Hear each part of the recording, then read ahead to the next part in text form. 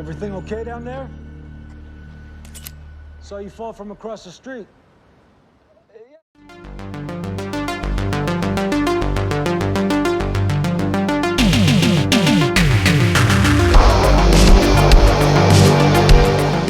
We are talking Most Dangerous Game. This one stars Liam Hemsworth and Christoph Waltz.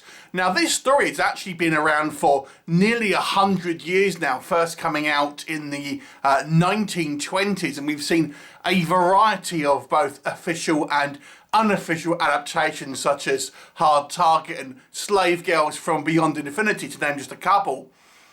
And here we have a 2020 version, which was originally made as a movie, I believe, but then purchased by the streaming platform Quibi, which did kind of short form entertainment. And then this movie was cut up into a variety of episodes lasting about 9 minutes each. And it essentially follows an updated version of the story. But in case you were unfamiliar, it focuses on Liam Hemsworth's character, who is a guy who has had a run of bad luck. He's in financial trouble. His wife is pregnant. He gets a diagnosis of a tumour and is given essentially kind of weeks to live. He owes people money, etc., etc. And he's really kind of, you know, has nothing really to live for. But he is offered a chance by Christoph Waltz's character to take part in a game where he will be hunted by 5 hunters across the city of Detroit, and if he survives, he will obviously get a cash bonus, and even if he doesn't, he will earn money for his family as the longer he kind of stays alive. So he kind of reluctantly agrees, and he is off with a variety of rules with different hunters who he doesn't know their identity, who are trying to kind of like kill him as this 24-hour period progresses. What'll happen? Well, you'll have to watch the movie to find out. So let's discuss what I think works about this movie. Okay, so one of the things that I liked about this version of this story, and as I've said, there have been many, is that for the most part, Liam Hemsworth's character is going into this voluntarily. He is told more or less everything kind of up front, and, you know, by Christoph Waltz's character, makes kind of no real apologies about what he's actually offering. You know, he's basically saying, you know, you could and probably will die, but at least your family kind of will be financially kind of set, and kind of gives him the choice to kind of back out. You know, he gives him the option. He's not forcing him to do it. So ultimately, it's Liam Hemsworth's character's choice to do this game, which, unlike a lot of the kind of the previous kind of adaptations, the competitors have been kind of either kidnapped or somehow kind of forced to participate.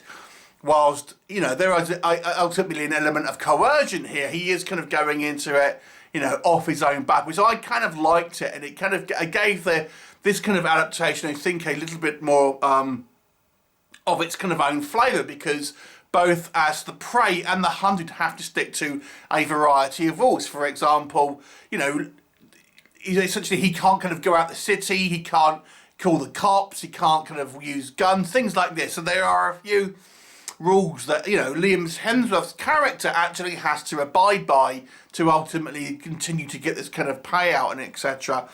So it gives him certain constraints, which I think is interesting. I quite like our kind of variety of hunters, and I like the fact that we don't know who they are, first of all. That we're introduced to them as the kind of the movie progresses, but they could be anyone. You know, there's times where Liam Hemsworth's character thinks that there's going to be someone, you know, who maybe is a hunter and they're not, or kind of vice versa, things like this. So it gives it that kind of element of kind of the unknown, and they're all very kind of different sort of characters when we kind of do meet them.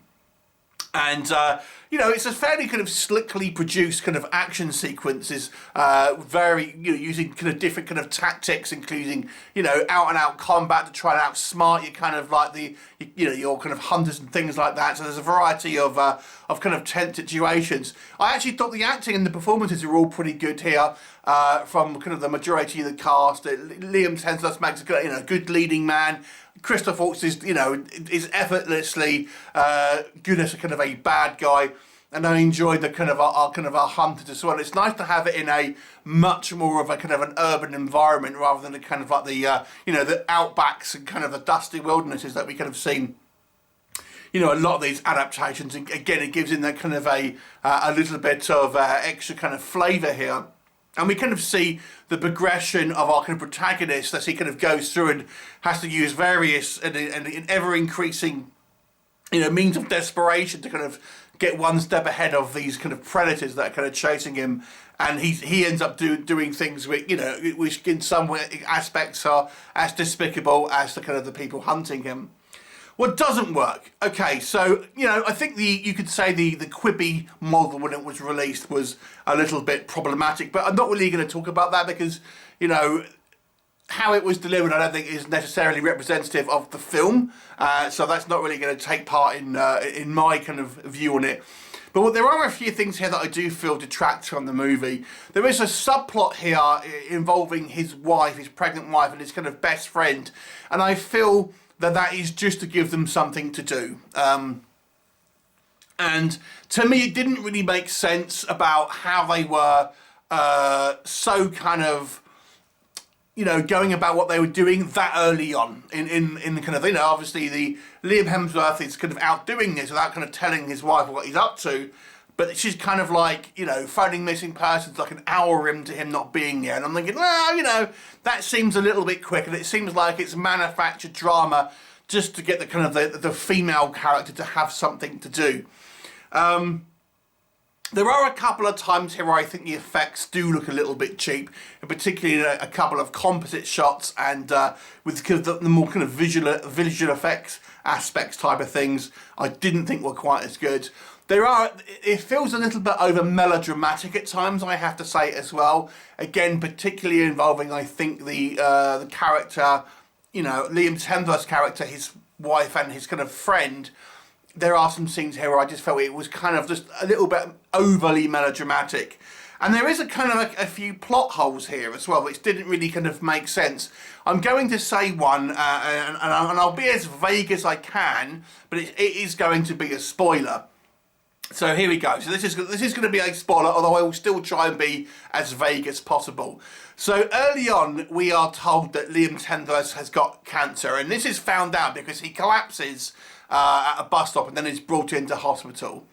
As the movie progresses, Hemsworth's character kind of starts to question the validity of that kind of, like, whether he's actually ill, and he makes an accusation to someone who he says may have drugged him to cause him to collapse.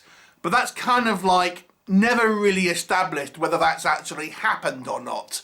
And if it did happen the way the accusation is made, then there's a plot thread there that is left unresolved. And if it wasn't, then that leaves them, why did he actually collapse? Which is also a plot thread that is unresolved. Now, I think that the decision here may have been to be somewhat ambiguous, but ultimately, whatever way you slice it, it leaves a different kind of plot thread kind of hanging here that is unresolved, and kind of it really, because there is that question of, is it one or the other, it kind of really needs to be established. I mean, you can have ambiguity, I suppose, but when you offer, two different kind of scenarios and then don't say which it might be, it ends up being a little bit kind of frustrating.